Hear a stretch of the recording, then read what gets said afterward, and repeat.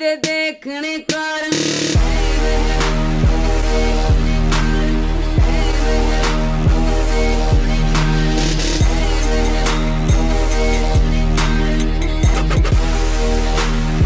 Yo, what's going on, guys? Welcome back to another video, and in today's video we are going to be talking about why nothing can be rivaled by Call of Duty.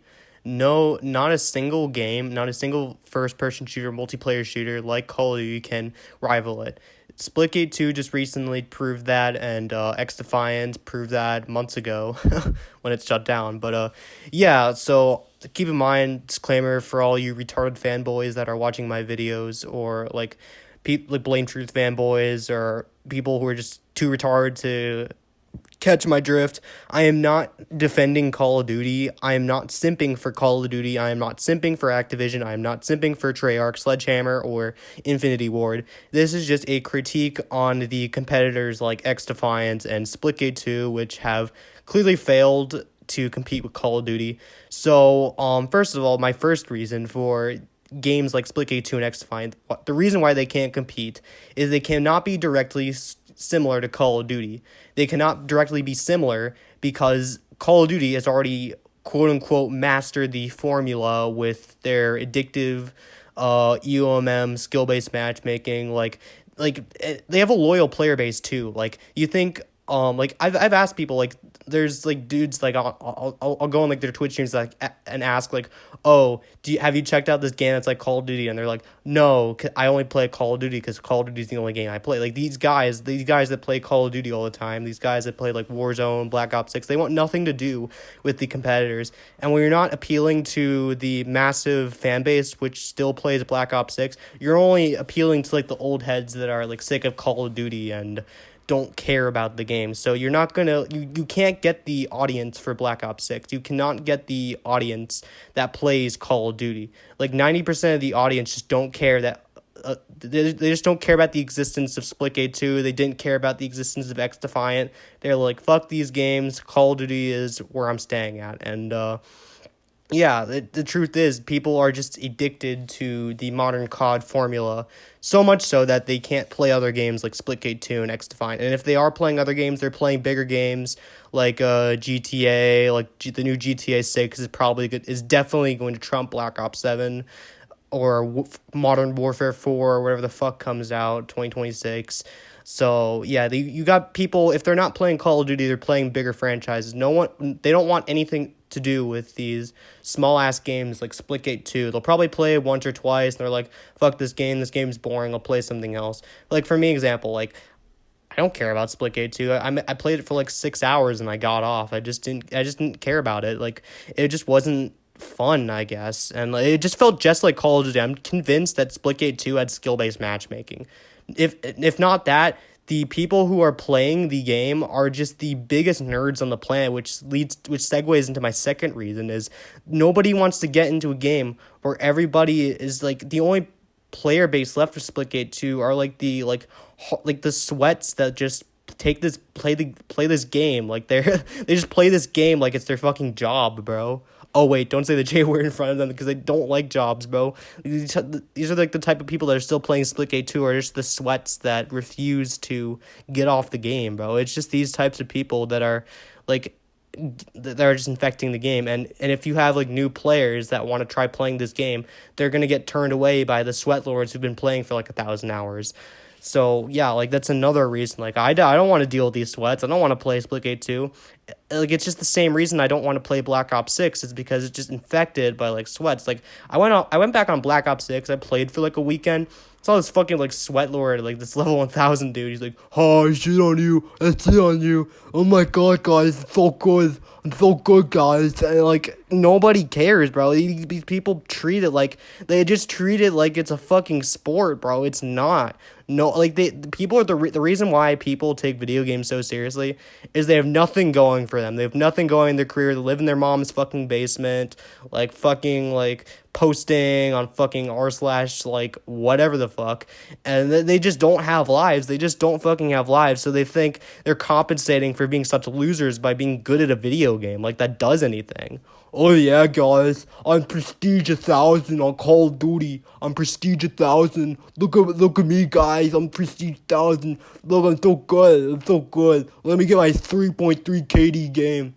And the chances are, like, these people are fucking cheating. Like, the people that, like, play Splitgate 2, play Call of Duty, they're fucking cheaters, bro. They're just probably cheating. Like, look, guys. There is Chrona's Ends. And if you look up on Amazon or you look up on, like, any other place that sells Chrona's Ends, there are hundreds and hundreds of thousands of Chrona's Ends that have been sold. So if you think for a second that there is not a lot of cheaters out there, there is a lot of fucking cheaters out there. Think about it. Like, over 500,000 Chrona's Ends have been sold, bro. What makes you think that there are not, that every single possible multiplayer game, like, Call of Duty is probably plagued. It's plagued by cheaters. Games like Splitgate 2, plagued like cheaters. X-Defiant, plagued by cheaters. Like, what makes you think that they're not cheating? Huh? Because they're good enough at hiding it? Because they're good enough? Yeah, that's not an excuse. They're probably cheating. Most of the quote-unquote good players you see nowadays are most likely, they probably have a Chrona's End in their fucking controller or whatever the fuck they're playing. If they're playing keyboard, they probably have some hacks downloaded. I'm just saying, like, 90% of people who are good at video games are 100% cheating. You mean to tell me that there's a large group of people that are just as good as fucking Scump or FaZe Jev or whatever? They're not. Like, even FaZe Jev, like, he's out of his prime. He's, like, not as good as he used to be. And then you have, like, these fucking, like, 21-year-old dudes cracked out on fucking methamphetamine while playing Call of Duty, their fucking Chrona's Ends, and playing Splitgate 2 in this instance, man. Like, you think, like, you think that 90% of good... No, they're not good. They're just fucking cheating. I'm sorry, bro. If you're a good player, you're probably fucking cheating. I'm just saying, like, you're just fucking cheating, man. Like, I don't know what else to say. Like, yeah, like, cheaters, like, plague, like, Splitgate 2 and X-Defiant. Those are the reason those games died, because the only player base left in those games... the people left on those games are just sweat lords. Nobody wants to play with a bunch of sweat lords who are most likely cheating. I'm just saying. And, like, I think at this point, the only thing that can almost relatively compete with Call of Duty is the Titanfall 3. If I just saw this, like, a habitual line crosser, like, tweet is like, yo, Respawn, what if you just sold off the Titanfall franchise to indie developers and the indie developers made Titanfall 3? Like, that would go so hard. I'm saying, like, Titanfall 3 would actually be able to compete with, like, especially if Call of Duty was on a downward trend. You have, like, Battlefield, like, 6 coming out, but even Battlefield 6 is not going to compete. You know why? Because they're fucking putting skill-based matchmaking in a Battlefield 6. They're putting skill-based matchmaking. The source code leaked, and they saw, like, the SBMM. Hopefully they remove it before launch, because nobody's going to play that fucking game if fucking skill-based matchmaking is in the game. So, yeah, like... I don't think even Battlefield 6 is going to be able to compete with Call of Duty. It's just such a juggernaut franchise.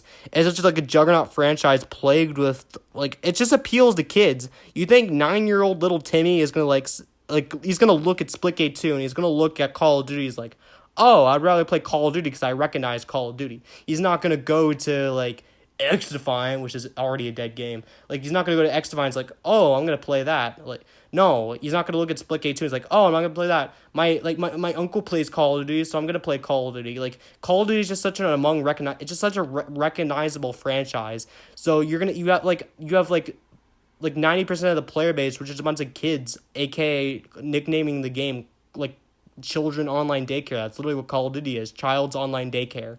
And 90% of these kids that play this game are not flocking to Splitgate 2. They're not flocking to X-Defiant. They're flocking to Call of Duty.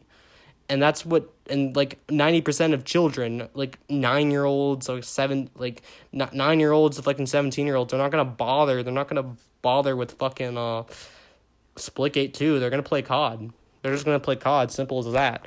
And, yeah, I mean, that's why I just don't think that Splitgate 2 or any other multiplayer shooter that comes out in the future can even have a remote chance of competing with Call of Duty, unless if it's, of course, Titanfall 3.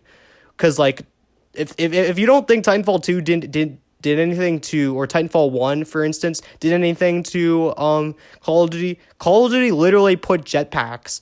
The reason why you had Advanced Warfare through Infinite Warfare is because of Titanfall. Titanfall was the reason they put, like, they put all that bullshit into, or no, not bullshit, I like BO3, but you know what I'm saying, like, that's the reason. They just copied Titanfall's homework. Titanfall was the only competitor that ever had any impact on the Call of Duty franchise. It led to the entire jetpack era of Call of Duty, which now all these Call of Duty fanboys like, oh, I want jetpacks. And there's actually a chance that if Titanfall 3 comes out, if Titanfall 3 gets sold to an indie developer, and like it gets like if it gets sold to an indie developer and they do a good enough job, Call of Duty fanboys will be flocking to Titanfall 3 because they want jetpack movement. We haven't had jetpack movement since 2016, 2017.